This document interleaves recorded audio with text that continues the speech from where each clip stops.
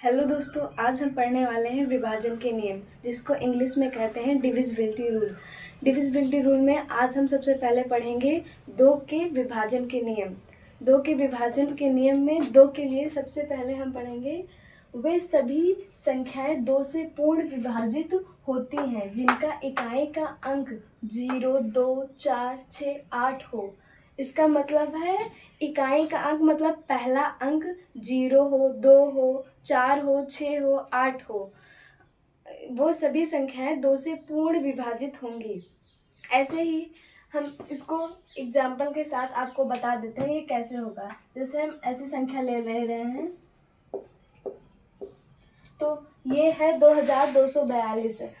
अब आप इसमें लास्ट में इकाई का अंक 2 है, तो हम बिना कुछ सोचे, बिना इसको हम ट्राई किए कि ये 2 से कटेगा कि नहीं, वैसे भी लग रहा है 2 से कट जाएगा, लेकिन इकाई का अंक 2 है तो इसका मतलब है यह 2 से विभाजित हो जाएगा। अब ऐसे ही 3 के लिए है। अब हम 3 के लिए पढ़ते हैं। 3 के लिए वे सभी संख्याएं 3 से पूर्ण विभाजित होंगी यदि संख्या के अंकों का योग 3 से पूर्ण विभाजित हो। अंकों का योग मतलब जैसे मैंने ये लिखा है 2242, इसको मैं जोड़ूं, इसका इसको जोड़ने पे आ गया, मतलब योग इसका 15 आ गया, उसको मैं 3 से ऐसे काटूं तो अगर वो कट गया तो 3 से ये विभाजित है, मतलब इसको हम विभाजित करेंगे। अगर ये 3 से विभाजित हो गया, ये जो अंक आया, अगर ये आया 16 तो ये 3 से विभाजित नहीं होगा, तो ये 3 से ये संख्या विभाजित नहीं होगी। तो ऐसे ही है। अब हम 4 के लिए पढ़ेंगे। 4 के लिए वे सभी संख्याएं 4 से पूर्ण विभाजित होती हैं जिनका इकाई और दहाई के अंक 0, 2, 4, 6, 8 हो। जैसे ही इसमें हमने 2 के लिए पढ़ा था, इसमें इकाई का अंक सिर्फ था कि 0, 2, 4, 6, 8 हो। ऐसे ही 4 में है इकाई और दहाई दोनों का अंक 4 से विभाजित होना चाहिए, मतलब जैसे 24 4 से विभाजित हो जाएगा, तो वैसे ही है कि इकाई और दहाई का अंक 2, 0, 2, 4, 6, 8 हो तो वह 4 से विभाजित हो जाएगा। ये बिल्कुल 2 की ही तरह है। उसमें एक अंक हम देखते थे, अगर वो 2 से विभाजित हो जा रहा है, इसमें हम 2 अंक देखेंगे वो 4 से विभाजित होगा कि नहीं। ऐसे ही 5 के लिए है। 5 के लिए वे सभी संख्याएं 5 से पूर्ण विभाजित होंगी यदि संख्या का इकाई का अंक 0 या 5 हो। इकाई का अंक जैसे इसमें 2 के लिए है, इकाई का अंक 2, 4, 6, 8 और 0 होना चाहिए। वैसे ही 5 के लिए है, इसमें इकाई का अंक 0 और 5 होना चाहिए। अब हम 5 के लिए पढ़ेंगे। 5 के विभाजन का नियम। वे सभी संख्याएं 5 से पूर्ण विभाजित होंगी यदि संख्या का इकाई का अंक 0 या 5 हो। इकाई का अंक जैसे 2 के लिए इकाई का अंक 0 से 8 तक स्टार्ट है, मतलब 0, 2, 6, 4, 8 ऐसे जो है वो 2 के लिए विभाजित होगा। ऐसे ही 5 के लिए इकाई का अंक 0 और 5 होना चाहिए। मैं एग्जाम्पल लिख देती हूँ। जैसे ये है 775, इसमें इकाई का अंक 5 है तो यह 5 से विभाजित हो जाएगा। इकाई का अंक 5 है तो इकाई का अंक इसमें पूछा है, क्या पूछा है, इकाई का अंक 0 या 5 हो, तो 775 में इकाई का अंक 5 है। ऐसे ही हम 770 ले लेते हैं, इसमें इकाई का अंक 0 है तो यह भी 5 से पूर्ण विभाजित हो जाएगा। अब हम पढ़ेंगे 6 के विभाजन का नियम। 6 के लिए वे सभी संख्याएं 6 से पूर्ण विभाजित होंगी यदि संख्याएं 2 व 3 से पूर्ण विभाजित हों। इसका मतलब है वो सभी संख्याएं, हम संख्या ले रहे हैं, जैसे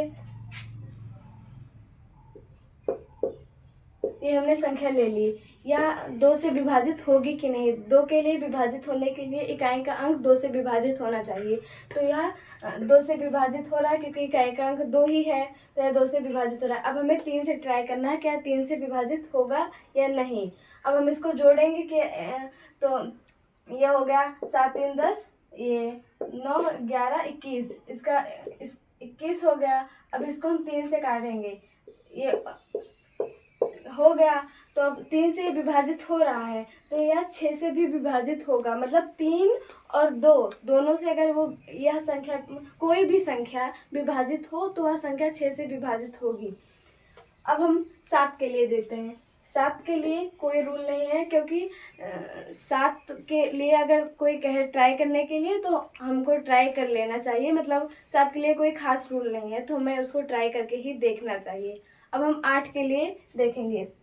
8 के लिए वे सभी संख्याएं 8 से पूर्ण विभाजित होंगी जिनका इकाई, दहाई, सैकड़ा का अंक 0, 2, 4, 6, 8 हो।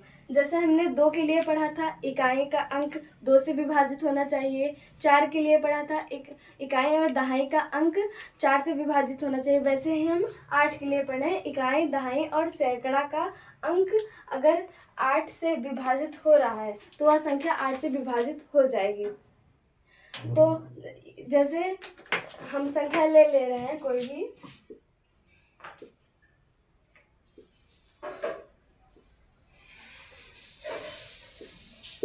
तो ये हो गई। अब हमें इसके 3 डिजिट देखने हैं कि यह 8 से विभाजित हो रहा है कि नहीं।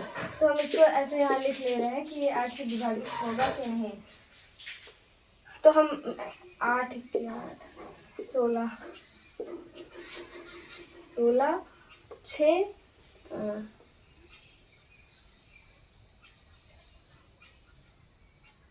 8 चौके ये विभाजित नहीं हो रहा है तो यह संख्या 8 से विभाजित नहीं होगी, क्योंकि ये पूरा पूरा कटेगा ही नहीं तो यह संख्या 8 से विभाजित नहीं होगी। अगर यह संख्या लास्ट की 3 डिजिट 8 से विभाजित हो जा रही है तो संख्या 8 से विभाजित हो जाएगी। ऐसे ही अब हम 9 के लिए पढ़ते हैं।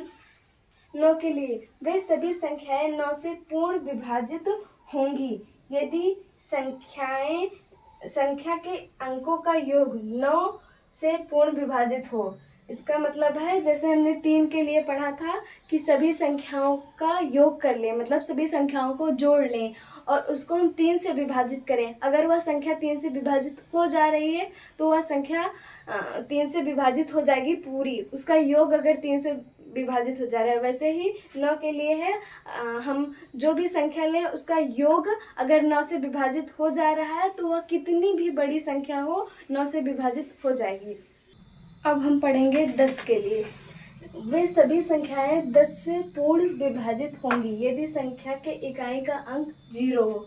ये तो 10 का सबको ही पता होता है, अगर इकाई का अंक 0 है तो वह 10 से विभाजित हो जाएगी संख्या। अब हम 11 के लिए पढ़ते हैं। वे सभी संख्याएं 11 से पूर्ण विभाजित होती हैं यदि सम स्थिति और विषम स्थिति पर अंकों के योग का अंतर 0 या 11 का गुणनफल हो। इसका मतलब है जैसे हम एक संख्या लेकर आपको समझाते हैं। जैसे हम ये ले रहे हैं, ये हमने संख्या ली। अब हम इसको इस तरीके से जोड़ेंगे पहले। फिर ये हो गया 4 दूनी 8 और 3 दूनी 6। अब इसका अंतर मतलब इसको हम माइनस करेंगे, ये इसका हो गया 2, इसका आंसर 2 आ गया। लेकिन इसमें बताया गया है कि 0 या 11 आए, मतलब सम स्थिति और विषम स्थिति में पर अंकों के योग का अंतर 0 या 11 हो। तो यहाँ ना 0 है ना 11 है तो यह संख्या 11 से विभाजित नहीं होगी। अब हम एक संख्या और ले रहे हैं। अब हम एक संख्या और लेकर आपको बताते हैं।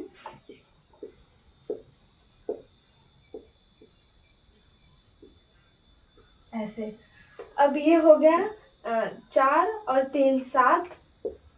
अब ये भी 4 और 3 7 हो गया।